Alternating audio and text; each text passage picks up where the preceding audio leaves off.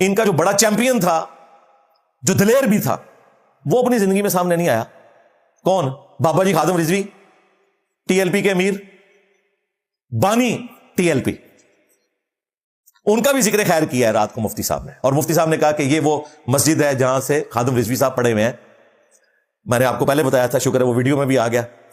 اور پھر انہوں نے خادم رضوی صاحب کا ذکر کیا. خادم رضوی صاحب کی زندگی میں 2017 میں میری ویڈیو ایک ہفتے میں 7.5 لاکھ لوگ دیکھ چکے تھے, ایک ہفتے میں. اور ان کے ماننے والوں نے جو بعد میں ریورٹ ہوئے, ان کے ہاتھوں میں جا کر وہ کلپ دیا تھا. انہوں نے کہا منڈے نہ چھیڑو, جس میں میں نے کشف المحجوب کی گستاخانہ باتیں, چشتی رسول اللہ اور باقی چیزیں ہائی لائٹ کی تھی حشد بہشت سے. بابا جی کو پتا تھا, اسی لیے جب انہیں بہت زیادہ زور لگایا نا تو انہوں نے کہا کہ وہ ایک منڈا نیٹ اتنے ہوتا ہے جڑا کہتا ہے لبیک کا کیا کرو, لبیک نہ کیا کرو, ساڑی مرضی ایسی جو مرضی کبھی ہے. وہ ایک بندہ سنا نیٹ پر, وہ کہتا رہتا تھا مولی خادم کو لبیک کسی کا نہیں پتا, وہ بھی تھا. ہمارے کہتے ہیں اس کو جواب دو, لبیک پر وقف کیوں کرتے ہیں؟ میں تو ایسی کر رہے ہیں, وقف ایسی کیتا ہے تیرے ڈھیڈے کیڑا پر وقف ایسی کی کہنا لبیک کا ہونا چاہیے. میں تو کا پڑھتا رہا اسی کا لبیک پڑھتے رہتا. یعنی بجائے اس کے کہ وہ رجوع کرتے کہ بھئی یہ کنٹینیوس پڑھیں گے تو لبیک یا رسول اللہ ہوگا, لبیک یا رسول اللہ یہ لفظ غلط ہے. کنٹینیوس پڑھیں گے تو لبیک یا رسول اللہ. تو یہ میں نے ایک عربی لنگوسٹک کی غلطی ہائی لائٹ کی تھی, اس لیے کہ ان کا دعویٰ ہے کہ میں عربی کا استاد ہوں. ظاہر ہے یہ جتنے آپ کو اس وقت بڑے بڑے مفتی نظر آ رہے ہیں وہ ان کے اسٹوڈنٹ ہیں. جامعہ نظامیہ میں وہ پڑھاتے تھے عربی لنگوسٹک کی, تو انہوں نے پڑھائی ہے اور ان کو کمال کی عربی آتی تھی. میں نے تو ان کی تقریریں اس وقت سنی ہے جب میری داڑھی بھی نکلی تھی 1994 میں, جب میں ایف ایس سی میں تھا. اس وقت ان کی داڑھی کالی تھی. لاہور سے مہینے میں ایک دن آیا کرتے تھے کیونکہ ان کا پیر خانہ جیلم میں ہے, تو ہم ان کا پروگرام اٹینڈ کیا کرتے تھے. اس وقت ان کی ٹانگیں بھی سلامت تھی, داڑھی بھی کالی تھی. اس وقت مشہور نہیں تھے لیکن اسپیکنگ پاور اس وقت بھی بلاگی تھی ان کی, بڑے شوق سے سنتے تھے. عوام الناس میں تو وہ ممتاز قادری والے ایشو کے بعد یہ زیادہ فیمس ہوئے نا, ادروائز علمی حلقوں میں ان کو پہلے بھی جانا جاتا تھا. تو انہوں نے بھی کبھی جرت نہیں کی, انہیں پتا تھا کہ یہ بات کیا ہو رہی ہے اور اس میں کتنی سچائی ہے, کیونکہ ایک بریلوی عالم سمجھ سکتا ہے کہ میں نے انہی کے اصول اور مبادی کے اوپر جو ان کے اعلیٰ حضرت نے 1905 میں حسام الحرمین کے اندر علماء دیوبند کی گستاخیوں کو ہائی لائٹ کیا تھا, وہی اعلیٰ حضرت کا نامکمل مشن میں نے بعد میں آگے چلایا اور اعلیٰ حضرت کے بزرگوں کی بھی گستاخیاں ہائی لائٹ کی. اور اس کے پیچھے مقصد کیا تھا؟ بزرگوں کو بدنام کرنا نہیں.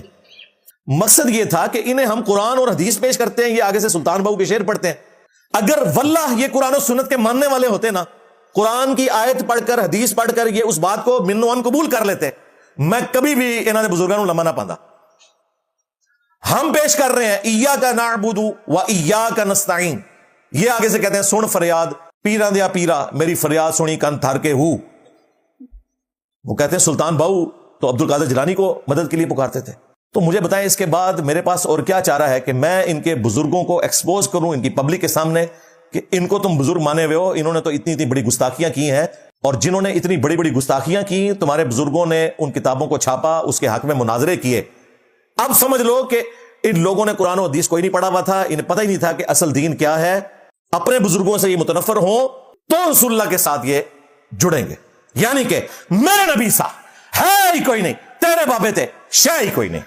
یہ نعرہ ہم نے اس لیے بلند کیا ہے کیونکہ یہ بابے انہوں نے رسول اللہ کے دین کے مقابلے کے اوپر کھڑے کیے ہیں صلی اللہ علیہ وآلہ وسلم. بابے مارنا ہماری مجبوری تھی, شوق نہیں تھا. اے ربو ہی مارے گئے وچ, جو انہوں نے غداری کی تھی نا رسول اللہ کے ساتھ صلی اللہ علیہ وآلہ وسلم, اس کا انجام یہی ہونا تھا. اور یہ اللہ کی سنت ہے کہ اللہ تعالیٰ موسیٰ علیہ السلام کی پرورش فرعون کے گھر میں کرتا ہے. میں انہی میں سے نکلا ہوں, میرا پورا بلٹ اپ بریلوی مکتب میں ہوا ہے. 10 سال میں دعوت اسلامی میں بھی رہا. 31 ایئرز میری زندگی کے پہلے وہ اسی فرقے کے ساتھ گزرے.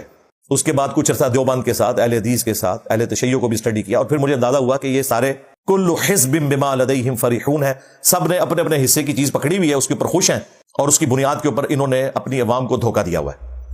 پھر ہم نے اس پلیٹ فارم سے دعوت شروع کی اور دیکھیں کتنی ایمانداری ہے. آج تک جب بھی کوئی فرقہ لانچ ہوا ہے نا تو وہ اپنی کتاب لکھ کے یہ کہتا ہے باقی سارے کافر ہیں, ہم مسلمان ہیں, یہ سارے جہنمی فرقے ہیں, ہم جنتی فرقہ ہیں, انہیں چندہ دینا حرام ہے, ان کے پیچھے نماز پڑھنا حرام ہے. ہم نے فرقہ بھی لانچ نہیں کیا, ہم نے کہا نمازیں ان کے پیچھے پڑھیں گے, چندے ان کو دیں گے, ہمارے بھائی ہیں, بھگوڑے ہو گئے ہیں. جو مولا علی نے کہا تھا خوارج ایک ایسی قوم ہے جس نے ہم سے بغاوت کر لی ہے, مسلمان ہی ٹریٹ کیا, حالانکہ مولا علی کے پاس دلائل موجود تھے خوارج کو کافر کہنے کے. بخاری مسلم میں حدیث ہے، خوارج دین سے اس طرح نکل جائیں گے جس طرح تیر شکار میں سے دوسری طرف سے پار ہو جاتا ہے اور اس کے اوپر خون کا بھی نشان نہ رہے، اس طرح دین سے پار ہو جائیں گے۔ لیکن مولا علی نے اس کی تعویل کی کہ اس سے مراد جو اجتماعی نظم ہے مسلمانوں کا اس سے الگ ہوں گے، ہے یہ ہمارے بھائی ہیں۔ مولا علی نے مال غنیمت میں بھی ان کو حصہ دیا، جو بیت المال میں سے وظیفہ تھا وہ بھی جاری رکھا۔ جب مسلمانوں کا قتل عام شروع کیا تو پھر ان کو جنگ نہروان لڑنی پڑی خوارج کے خلاف، ادروائز مولا علی انہیں مسلمان ہی ٹریٹ کرتے رہے۔